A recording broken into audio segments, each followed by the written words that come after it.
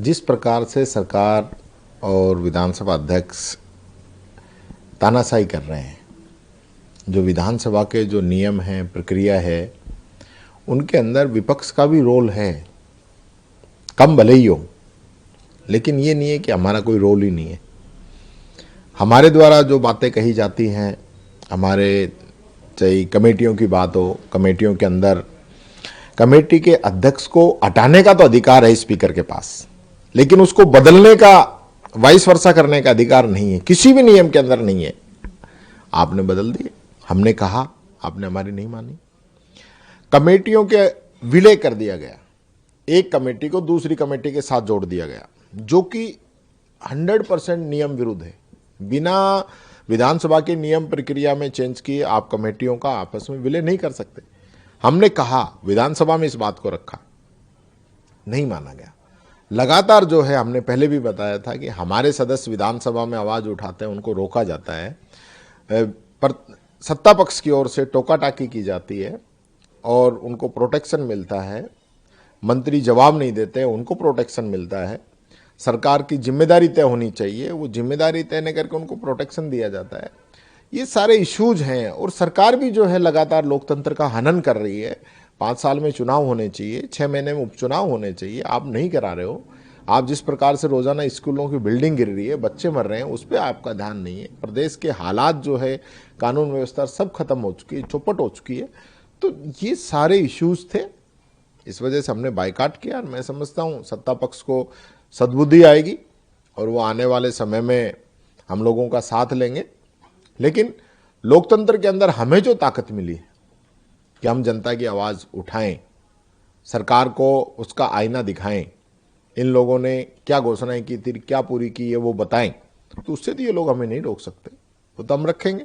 लेकिन विधानसभा में नियम लगाना, इतने क्वेश्चन लगेंगे, क्वेश्चन ऑनलाइन नहीं होंगे, ये पब्लिक को नहीं दिखाए जाएंगे। मैं समझता हूँ आज तक तो पहले कभी ऐसा नहीं हुआ कि आज जो क्वेश्चन आंसर आ रहे हैं, आप उसको सिर्फ सदस्य तक सीमित कर दिया, उसको ऑनलाइन आप नहीं कर रहे हो, ताकि प्रदेश की जनता तो देख ही नहीं सकती।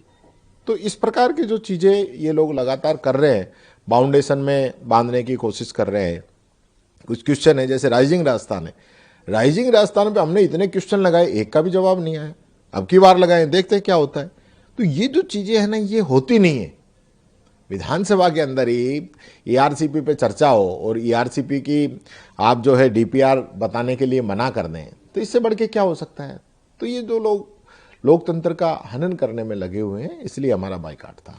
कुल मिलाकर आपका जो कहना है, आप सीधे तौर पर विधानसभा अध्यक्ष वासुदेव देवनानी की कार्यशैली पर सवाल खड़े करते हैं। दोनों की है, ऐसी सरकार की कार्यशैली है, ऐसी विधानसभा अध्यक्ष जी की है, दोनों की है। मैं चाहूंगा दोनों ही विपक्ष को साथ लेके चले। निर्णय तो इनको ही करने हैं, हम कोई बजट हमारी मर्जी से थोड़ी बनवा रहे हैं, राजस्थान का रोड मैप हमारी मर्जी से थोड़ी बनवा रहे हैं। लेकिन आपने जो बजट घोषणाएं की है, जो रोड मैप आप बता रहे हो, वो तो उसमें अगर कमियां होंगी तो वो तो हम उजागर करेंगे।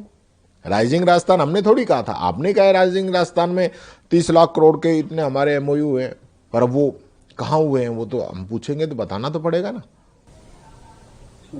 नेता प्रतिपक्ष ने जिस प्रकार एसआई भर्ती परीक्षा रद्द कर दी थी, उसके ऊपर आपकी प्रतिक्रिया तो आ चुकी है। सरकार की ओर से क्योंकि बहुत कुछ अभी क्लियर हुआ नहीं है, आगे अपील होगी नहीं होगी, आपका क्या मत है इस बारे में? देखिए, मैं ये कहना चाहूँगा कि एसआई भर्ती परीक्षा पे काफ़ी आरोप लगे, काफ़ी जो ट्रेनी एसआई है उनको पकड़ा भी गया, मुकदमे भी दर्ज हुए। राजस्थान पुलिस की जो जांच रिपोर्ट थी उसमें कहा गया था कि ये रद्द होनी चाहिए, एसओजी ने भी यही उसको किया था, मंत्रिमंडलीय सब कमेटी ने भी इसके लिए कहा था। लेकिन सरकार का जो जवाब था वो उसके विपरीत था, और अब कोर्ट का निर्णय जो आया है वो सरकार के विपरीत है। निर्णय सरकार को लेना है। मैं ये कहना चाहूँगा कि युवाओं को भ्रमित नहीं करें। युवाओं से बहुत बड़े बड़े वादे किए थे, आज भी सरकार ये निर्णय नहीं कर पाई, कोर्ट ने ही निर्णय किया। कमियां हमारे समय में रही हो, बीजेपी के समय में रही हो, उससे पहले रही हो, क्योंकि ये जो भर्ती घोटाला है ना, ये कोई एक भर्ती परीक्षा का नहीं है, कोई एक राज्य का नहीं है। पूरे देश के अंदर, सभी राज्यों के अंदर, भारत सरकार के, रेलवे के, कोर्ट के, ऐसी बहुत सी परीक्षाएं हुई हैं जिनके अंदर गड़बड़ें हुई हैं। यहाँ तक कि अभी लास्ट में तो नीट की जो हुई उसके अंदर सरकार ने उसको तो क्लियर ही कर दिया और उसको जवाब ही नहीं दिया, जबकि उसके अंदर भी काफ़ी गड़बड़ियाँ थी। तो ये सारी चीज़ें हैं, इस पे मैं समझता हूँ एक लगाम लगाने की ज़रूरत है, सख्ती से कार्रवाई करने की ज़रूरत है। हमारी सरकार ने कानून बनाया था कि इस पे 10 करोड़ का जुर्माना और आजीवन कारावास, और कोई अधिकारी कर्मचारी अगर इसके अंदर शामिल होता है तो वो नौकरी से बर्खास्त। तो पूरे देश के अंदर अगर सबसे मजबूत कहीं कानून बना है तो राजस्थान के अंदर बना है। भारत सरकार ने कानून बनाया है 1 साल से 10 साल की सजा, हमने आजीवन बनाई है। भारत सरकार ने 1 लाख से 10 लाख का जुर्माना किया है, हमने 10 करोड़ का किया है। तो उससे भी लगभग 10 गुना मजबूत कानून हमने बनाए हैं। मैं समझता हूँ भविष्य में इस प्रकार की जो है भर्ती के अंदर रोक लगनी चाहिए जो गड़बड़ियां हो रही है, और बड़े पैमाने पर, व्यापक पैमाने पर इसके अंदर भारत सरकार को भी कदम उठाने चाहिए ताकि युवाओं का भविष्य खराब नहीं हो सके। इस पूरे मामले में हनुमान बेनीवाल और किरोड़ीलाल मीणा जो कि सरकार के मंत्री है, उनके बीच जुबानी जंग चल रही है, वो आपने सुनी भी होगी। उसमें कई बड़ी चीजों को लेकर आरोप लगाए गए थे, चाहे राज्यसभा की बात की जाए या पेपर लीक होने की बात की जाए। अभी मैंने सुनी नहीं है। अच्छा, सुनने का इंतजार है आपको। हाँ, आपने हाल ही में ये जो आरएसएस प्रमुख है मोहन भागवत जी, उनका एक बयान भी सुना होगा संबोधन में, जहां उन्होंने जोर दिया इस बात पे कि हिंदुओं को 3 संतान तो कम से कम होना चाहिए। क्या कहना है आपका? देखिए, मैं कहना चाहूँगा इस देश के अंदर एक नारा बहुत समय से चलता रहा, हम दो हमारे दो।